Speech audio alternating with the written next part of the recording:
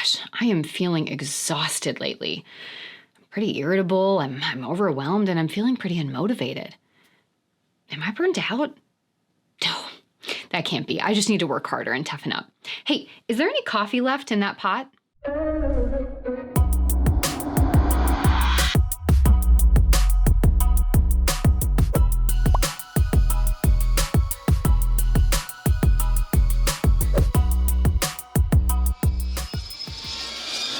Hey everyone, how's it going? I'm Kira Wackett. Thanks for joining me for another video as we work to empower and equip you with the confidence and skills to write your own story so that you can live a life on purpose. Today we're going to talk a bit about burnout, what it is, how it presents, and what puts us at risk for developing it. So let's start by defining burnout. Because like most things in our culture, it's talked about a lot, but often in many ways that miss and dismiss the experience and importance. Burnout is a psychological response to prolonged and/or graded exposure to stressors. It's often referred to as a syndrome or illness and can have an extreme mental, emotional, and physical impact on the individual. People often describe this feeling as a breaking point or when they feel like they're falling apart. To this point, much of the research that's been done on burnout has been professional burnout. Though more recently, and I hope pushing more forward because of what we've seen as a result of the pandemic, research has started to look more on burnout as a person-centered spectrum or an experience we have about our lives overall. Now, I conceptualize burnout as the endpoint of a spectrum of fatigue, resentment, shame, and low self-efficacy. We all feel these things on some level, but as they compound, both for reasons outside of our control, like the pandemic, or an unsupportive work environment with incredibly unhealthy work expectations, and reasons in our control, such as not setting and maintaining healthy boundaries, we move ourselves closer and closer to that peak point of burnout. And the scary thing is that as we get closer, we start swirling faster and faster and faster towards that endpoint, eventually finding ourselves almost in a state of free fall, knowing the only result is that pit of burnout. Now, there are three characteristics of burnout that one will experience when they reach that point or along the way to getting there. Emotional exhaustion, detachment or depersonalization, and low self-efficacy or a general sense of apathy. Emotional exhaustion is essentially when we find ourselves so mentally and emotionally tired, it becomes hard to engage in daily life. I often equate this with compassion fatigue, or essentially caring too much for too long about too many things. Detachment or depersonalization presents as a loss of empathy and caring. One can become numb to their work and life, and we can often see significant shifts in performance and connection as a result. And having low self-efficacy and apathy is ultimately a diminished view of one's capacity or ability. There begins to be a sense of what's the point and how one thinks, and we begin to see ourselves, what we do, and who we are as futile. These aspects then manifest in a set of symptoms. So mentally, we might experience tunnel vision. We might see the world as happening to us and only see the negatives. We might become more forgetful or have an inability to concentrate. Our thinking can become more rigid and very locked in, and we can hear an increase in our negative self-talk. We might have poor or marked diminishment in our performance and a loss of productivity. Socially and emotionally, we may feel like we're in a constant state of dread, or we're avoiding and isolating from others. We might have a high degree of anxiety and panic, sort of this kind of cellular vibration at all times. We might experience a general state of malaise, sadness, loss of hope, increased sense of worthlessness, guilt, shame. We might also have increased anger and irritability, oftentimes for what feels like no reason. Physically, we might experience digestive upset. It could be diarrhea, constipation, acid reflux, really anything in the digestive tract. We could have dizziness, fainting, headaches, shortness of breath, or chest pain.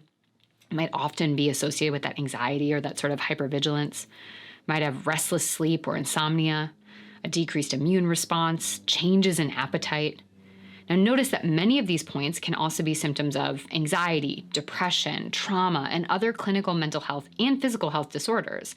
So it's essential that we don't just say, I feel X, that means Y, but instead notice these symptoms and experiences that are concerning and that may act as indicators that something is happening, something is unresolved, or maybe going unchecked in the brain and body.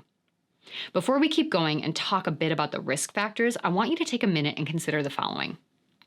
What aspects of burnout or symptoms presented are you currently experiencing? For how long? And what do you think they're a result of? When was the last time you felt reprieve from them? Is there anything that contributes to that?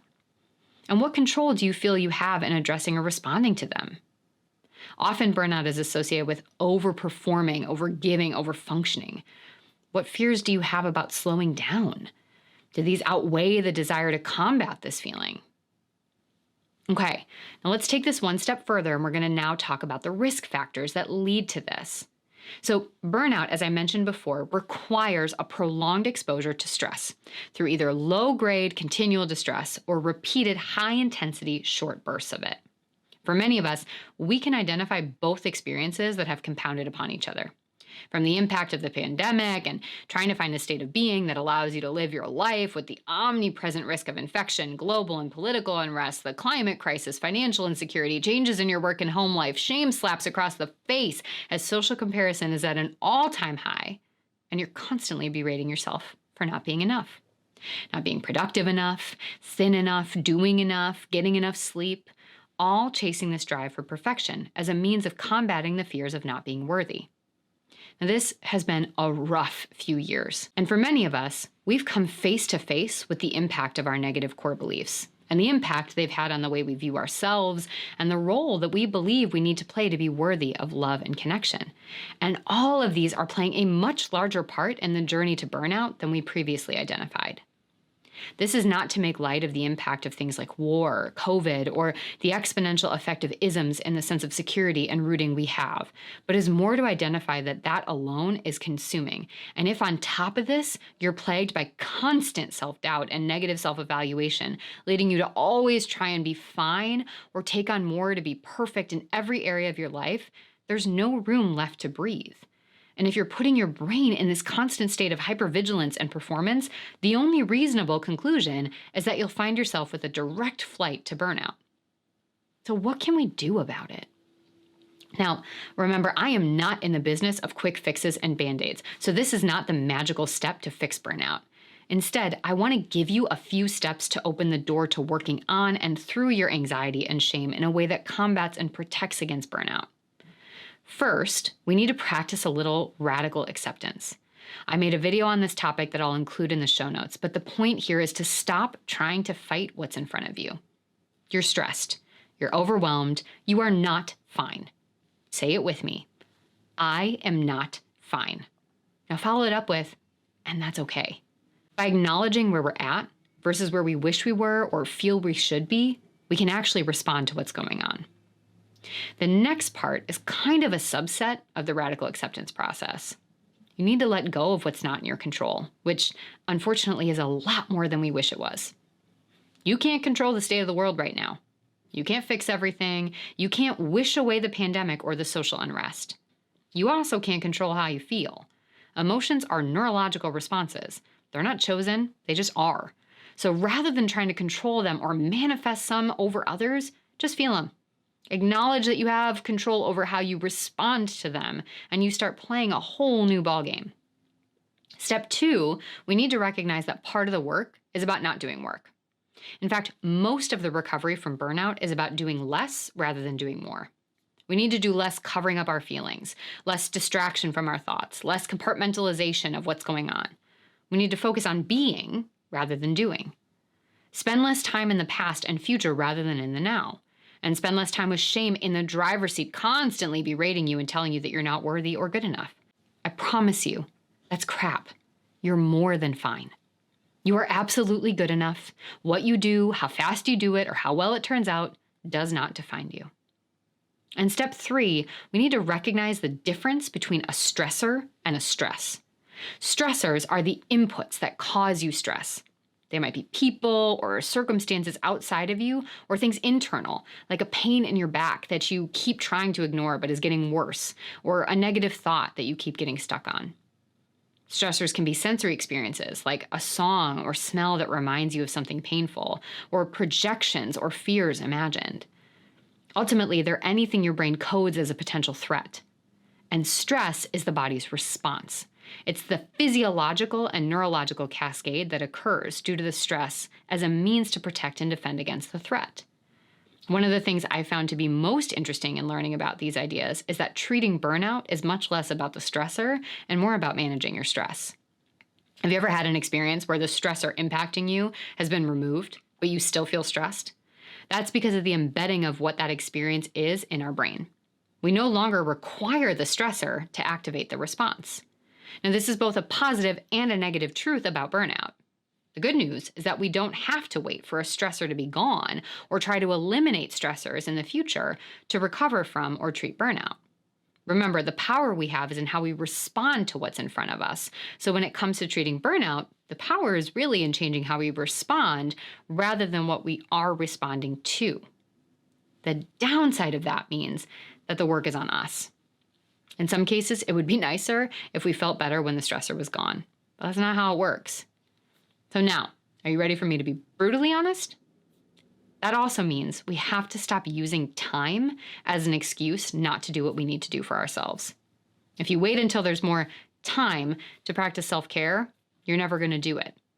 If you're waiting until the timing is better to leave your marriage, change jobs, ask for help, take time for yourself, it's never going to happen. Time is like gas in an enclosed container.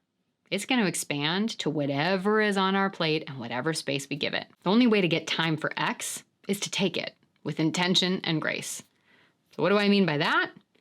You may not be able to take it right away with shame lurking around the corner. Or you may take it but feel bad, so you put it back. But the truth is that you deserve to take it, and taking it is vital to the process of healing. Now, step 4, we need to give your body the tools and resources to complete the stress cycle and move forward. Treating burnout can involve a myriad of things. It might involve you doing more, doing less, reflecting, processing, letting go, and so much more.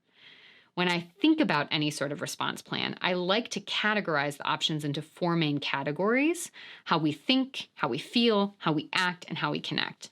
Because we know each of these impacts each other. So we need to address all 4 zones of functioning to move through or past that stress state. Rather than walk through ideas for this for you, I created a handout that you can download using the link in the show notes that gives you 2 to 5 tools you can use in each of the 4 pillars of self when you notice yourself getting caught in that state of stress and activation. These activities are meant to be used to combat feelings of stress and burnout, as well as activities to protect against burnout. I'll also include a link to a handout I created on self-care to help you identify the self-care activities that best support you in your daily life, which can also be a direct response to burnout. All right, it's your time to put things into practice. And as you all know, writing things down and sharing them out loud is one of the best ways to increase our buy-in and reinforce the work that we're doing. So leave a comment below with your next steps, your takeaways, and of course, questions or ideas you have for me so that I can continue to evolve in the way that I support and show up for all of you. Be sure to take a look at the video notes to access all of the resources I mentioned throughout the video, including that free handout that includes a list of actions to take to combat and protect against burnout. If you like what you're hearing, be sure to subscribe so that you can get an alert every time new awesomeness is released rather than have to constantly check back here for content. And if you want to stay in the know on all of the happenings of Adversity Rising, plus get exclusive access to content and specials that I don't share anywhere else, subscribe to my email list. I have the link in the show notes as well. Thanks for being with me today. I'm so excited for all of you to really tease apart the idea of stress and stressors and regain a sense of control and rooting in yourself so that burnout becomes a risk we can protect against rather than an inevitable outcome. And remember, you have the right to author your own story. So let's go get that pen back. See you next time.